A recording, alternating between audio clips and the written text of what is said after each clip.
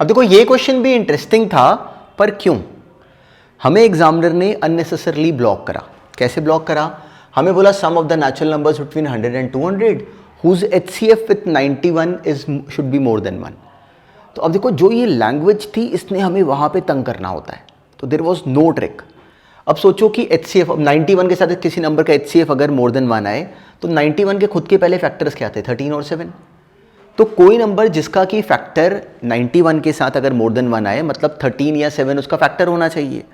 तो एक्चुअली सीधी सादी बात क्या थी कि हमें बोला गया कि वो नंबर निकालो जो या तो 13 के मल्टीपल हों या फिर 7 के मल्टीपल हों। तो we had to find the sum of those numbers between 100 to 200 जो कि या तो 13 के मल्टीपल हों या फिर 7 के। अब ये क्वेश्चन तो याद करो, हमने 10th में भी करा होता है।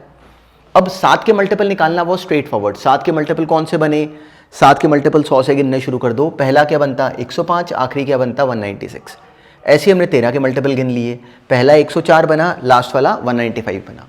अब दोनों अपने आप में AP थी। अब ये जो 105 है वो 7 के टेबल में कब आता है? 15 टाइम्स पे। ये कब आता है? 28 टाइम्स पे। तो 14 टर्म्स पहले की छूट गई, ये 14 टर्म्स हैं। तो इसका सम क्या बना? 14/2 first term plus last term. ऐसे ही हमने नेक्स्ट का सम निकाला। पर इसमें अब नोटिस करने वाली बात ये थी कि एक टर्म ऐसी थी जो कि दोनों के बीच में आ रही थी, 91 का डबल। वो क्या थी? 182। तो वो 2 बार तो चाहिए नहीं थी, इसलिए हमने उसको एक बार सब्ट्रैक्ट कर लिया। सिंपली 182 एक बार माइनस करा। तो इसके बाद सिंपल हमने मल्टीप्लाई इनको टर्म को ऐड करा। इसका आंसर इजीली बन रहा था 3121। अकेली ट्रिक क्या थी कि इसमें एक बच्चा इस बात को जज कर पाए कि सीधी सादी बात को हमें कंफ्यूजिंगली हमारे सामने पोर्ट्रे करा गया। अब नेक्स्ट करो। बियॉन्ड एक्सपेक्टेशंस ये क्वेश्चन भी बेकार था। कैसे? हमसे अल्फा बाय बीटा की पावर n दिया गया कि 1 है।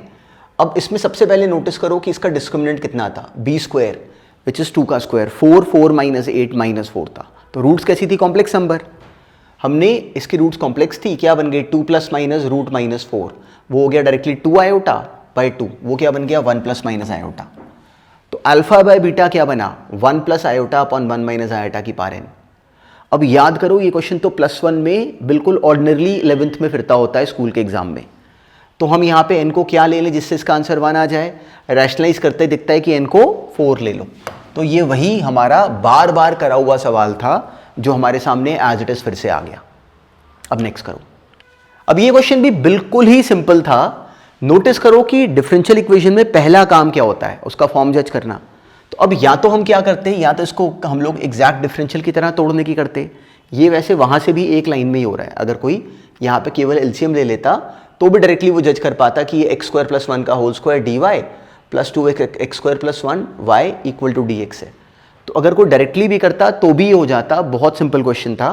नहीं तो अगर हम इसको x² + 1 के होल स्क्वायर से डिवाइड कर देते क्या फायदा होता? बिल्कुल स्कूल के लेवल का सवाल बन गया।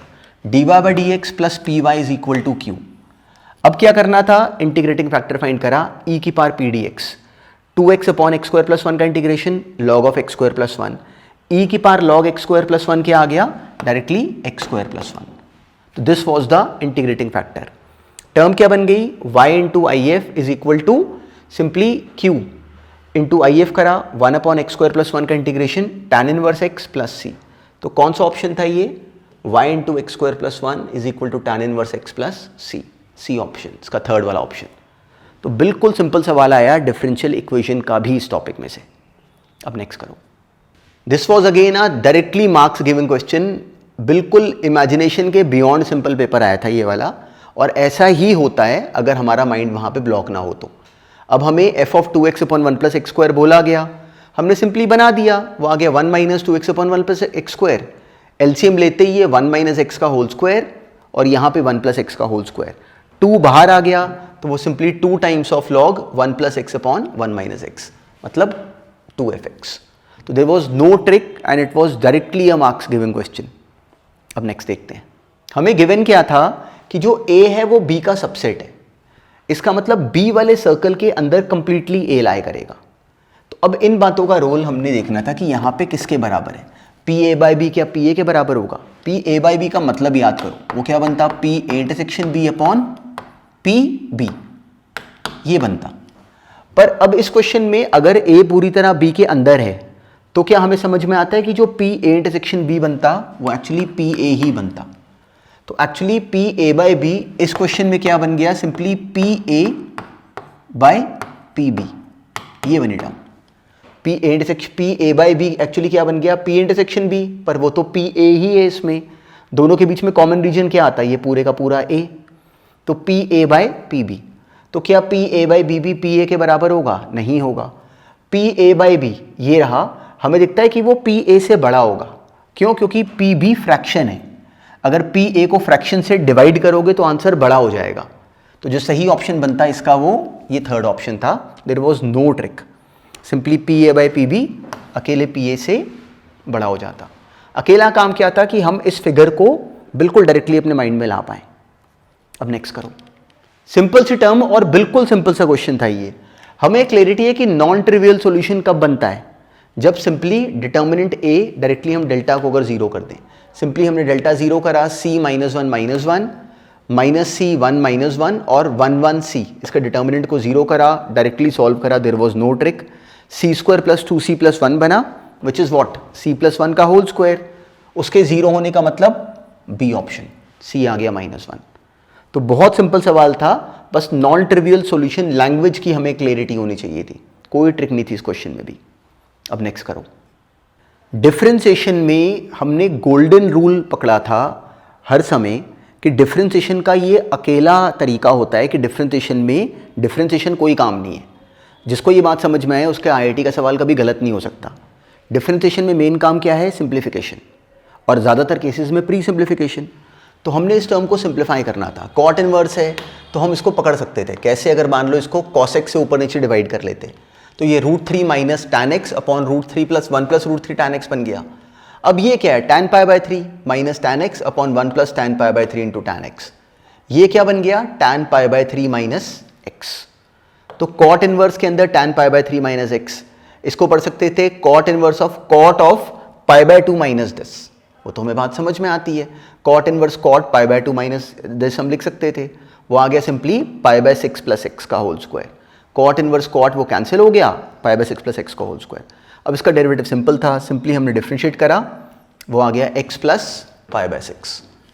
तो क्वेश्चन की कैटेगरी नोटिस करो कि कितना बेकार सवाल था, और इन सबको करने के लिए एग्जाम में जो टाइम अलॉटेड था दैट वाज 2 मिनट्स। पर हमारा अगर मोमेंटम घर से ऐसे बना हो तो फिर ये सवाल गलत नहीं हो सकते, ये इस तरह के थे ही नहीं कि हमसे कहीं भी इसमें हम ब्लॉक हो। अब नेक्स्ट करो, अब बिल्कुल सिंपल सा क्वेश्चन था ये भी, हमें मीन निकालना था। ये 7 टर्म, ये टर्म्स हमें गिवन थी 5, साथ में हमें इसके अलावा गिवन था कि 2 टर्म्स और हैं, उनकी वैल्यू हमें नहीं दी गई। तो सिंपली अगर मान लो वो a और b ले लें तो मीन निकालना तो स्ट्रेट फॉरवर्ड था। तो सिंपली सम ऑफ टर्म्स ये आ गया 42 plus a plus B by 7 8 के बराबर, वहाँ से a प्लस बी आ गया 56 माइनस 42 दैट इज 14। अब हमें क्या गिवन था, इसका वेरिएंस। वेरिएंस क्या बना, सिंपली स्टैंडर्ड डेविएशन का स्क्वायर। वो क्या होता, सम ऑफ नंबर्स का स्क्वायर अपॉन 7। इन सब का स्क्वायर करके हमने सम करा, वो आ गया 460 बाई 7 माइनस 8 का स्क्वायर, ये हमें गिवन था, माइनस मीन का स्क्वायर होता है। मीन कितना था, 8।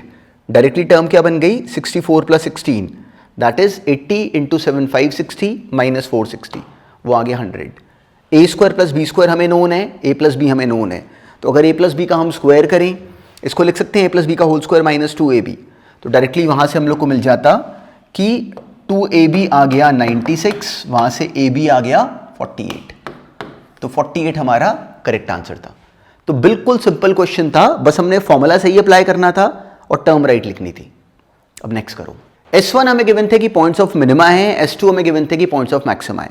तो क्या करा हमने, सिंपली हमने कर्व को डिफरेंशिएट करा, वो आ गया 36x cube 36x square minus 72x। x common आ रहा है, 36 कॉमन आ रहा है, इस टर्म को हमने डायरेक्टली कर लिया factorise. x square plus x minus 2, ये बन गया x square plus 2x minus x minus 2। Points आ गए 0 -2 और 1।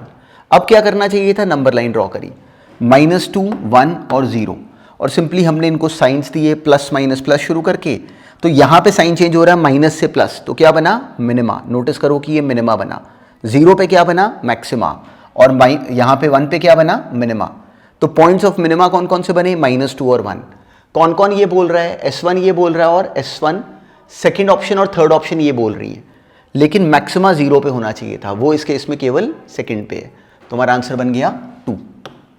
S1 था, मिनिमा था -2 और 1 के ऊपर, मैक्सिमा था आपकी बार 0 के ऊपर। देखो इतना स्ट्रेट फॉरवर्ड सा क्वेश्चन था ये वाला भी।